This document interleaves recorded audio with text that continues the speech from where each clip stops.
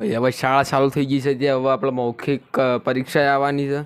આવશે કે મૌખિક પરીક્ષા ભાઈ એટલે છોકરાઓને કાઢવું કામકાજ પાછું.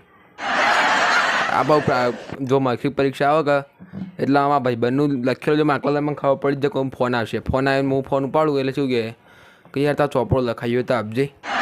એટલે બીજો કોઈ કોમ ધંધીઓનું હોય જ દબો લઈ ગયો ખાલી ફોન એક જ કોમ હોય કે ભાઈ મૌખિક પરીક્ષા ચાલતી આખા ગોમમાં રખડવાના એક જ છે કે ભાઈ મૌખિક પરીક્ષા છે. કોઈક ચોપડા લે કોઈક ચોપડા લો. એટલે યાર આગલા દાડે અમારે કોઈ લખતું નહીં અમારા શાળામાં.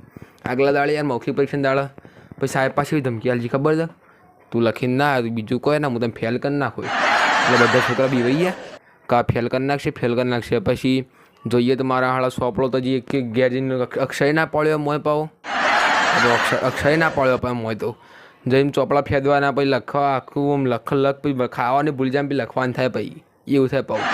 અને બધા રહીનું થાય શામજી કે સાહેબ ફેલ કરી નાખશો અમને તમે યાર મારા લીસમ બાકી છે. ફેલ ના કરું તો ખાલી તો કોઈને વોકો પડી જાય. એટલે તો પછી હું કેમ આટલી બધી કરી યાર જફા મારી.